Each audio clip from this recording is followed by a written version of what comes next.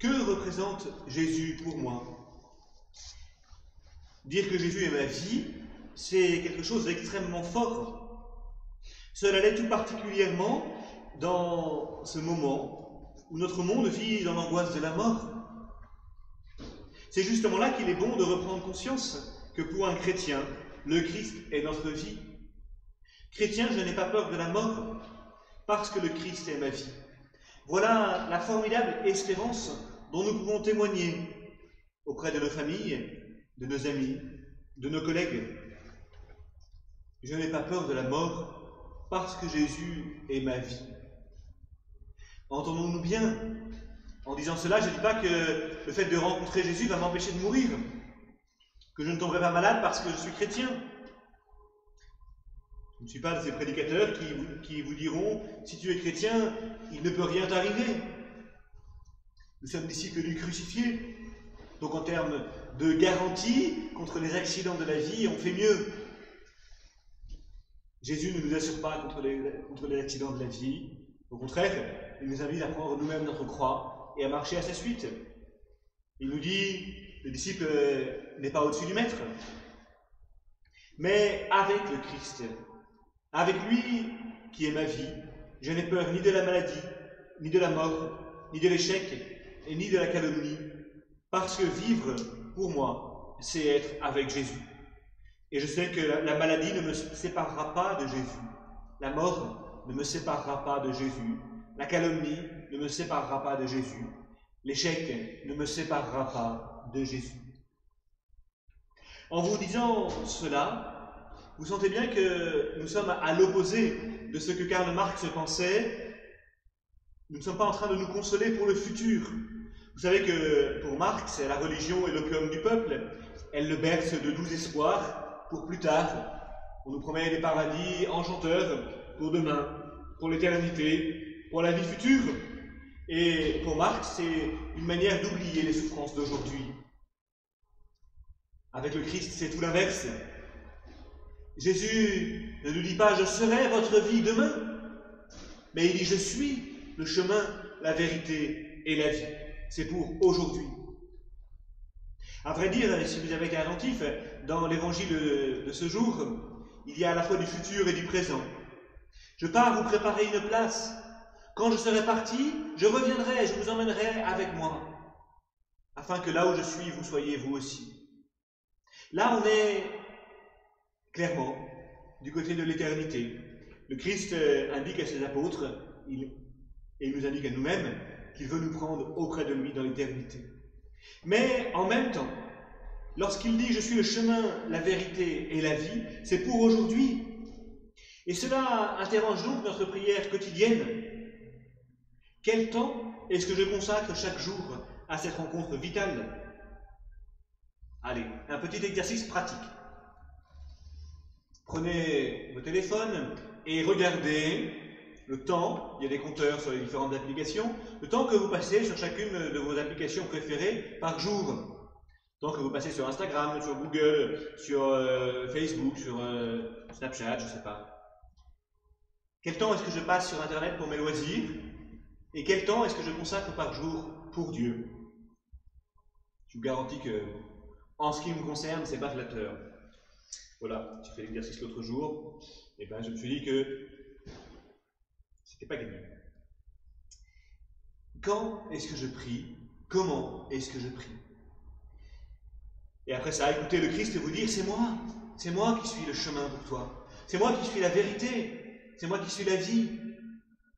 Ce n'est pas Facebook, Google ou Instagram, je suis le chemin, la vérité et la vie. Jésus le dit à Thomas, lorsque Thomas lui dit, mais écoute Seigneur, on ne sait pas du tout où tu vas, alors le chemin on est perdu, on ne sait pas très bien comment on va faire si tu t'en vas. Cette phrase de Thomas, elle pourrait être la nôtre aujourd'hui. Seigneur, on ne sait pas très bien ce qu'on doit faire, avec nos églises ouvertes, mais pas complètement, avec ce déconfinement où on n'est pas déconfiné. Attention, il faut bien insister sur le « et » final quand on dit on n'est pas déconfiné. Voilà. Bref, Seigneur, on ne sait pas trop, on est un peu perdu dans cette affaire. Et Jésus nous dit, je suis le chemin. Alors vous me direz peut-être que, à première vue, c'est un chemin moins clair qu'une carte IGN, une carte de randonnée. Je ne suis pas si sûr que ça. Je crois qu'il faut faire avec Jésus exactement ce qu'on fait avec une carte.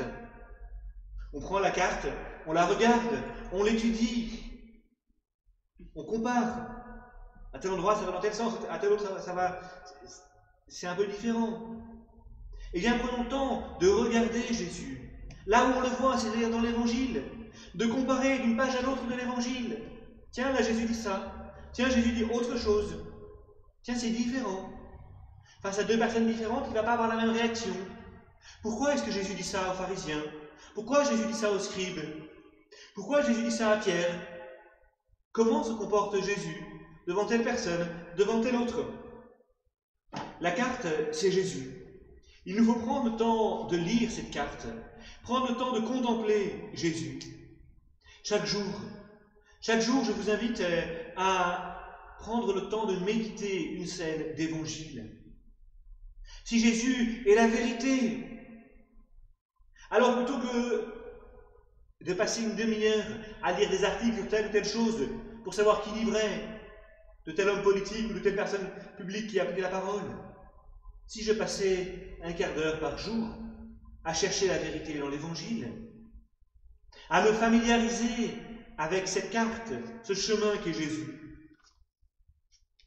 Pourquoi est-ce qu'il dit ça? Pourquoi il fait ça? Et comment ça fait écho avec ma propre vie? Comment moi, je trouve ma place dans cet Évangile? Comment je suis touché par l'attitude de Jésus ou par l'attitude d'un de ses interlocuteurs? Dans ma vie, à quoi est-ce que ça correspond? Parce que vous savez que si on n'a jamais appris à lire une carte IGN, on peut se retrouver avec une carte sans savoir le chemin. Parce qu'il faut arriver à faire le lien entre ce que je vois, le sentier en terre, ou la route en goudron, et puis les dessins sur la carte. De même, il me faut apprendre à faire le lien entre l'Évangile et ma propre vie. Je suis le chemin, la vérité et la vie. Et alors, il me faut vivre à partir de là.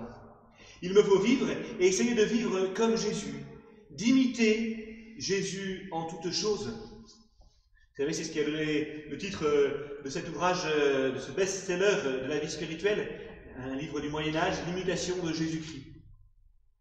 C'est un incontournable de la vie spirituelle que je vous invite à lire et à mettre en œuvre, l'imitation de Jésus-Christ. Il nous faut imiter Jésus en toutes choses, non pas en portant des sandales, mais en me disant, comment ferait Jésus à ma place? Qu'est-ce que Jésus ferait? Je suis en train de mettre le couvert, je suis en train de réviser mes partiels, je suis en train de m'amuser avec des amis. Que ferait Jésus à ma place? Ou encore, Jésus, je veux faire cela avec toi. Jésus, je veux faire cela pour toi. Jésus, je veux faire cela comme toi. Prendre le temps de contempler celui qui est la vérité, de découvrir auprès de lui le chemin et de le vivre. Prendre le temps de contempler Jésus. Il nous faut finalement être devant Jésus comme lui-même se tient devant son Père. Jésus contemple éternellement le Père. Et résultat, il devient semblable au Père. Parce qu'il le contemple, parce qu'il l'imite, parce qu'il dit ce que le Père, ce qu'il entend dire au Père, parce qu'il fait ce que le Père fait. Les paroles que je vous dis, je vous ne les dis pas de moi-même. Le Père qui demeure en moi fait ses propres œuvres. Eh bien, c'est la même chose qui nous est promise si nous le regardons, si nous le contemplons. Voilà pourquoi le Christ dit dans l'évangile d'aujourd'hui, il dit à Philippe, qui m'a vu, a vu le Père. Regardons Jésus, faisons comme lui. C'est ce qui se passe quand on regarde la vie des saints. Les saints sont devenus saints simplement par imitation, en regardant le Christ. Leur vie est comme un miroir de l'évangile, parce qu'ils ont pris le temps de le connaître, de l'imiter, et ainsi de lui devenir semblable.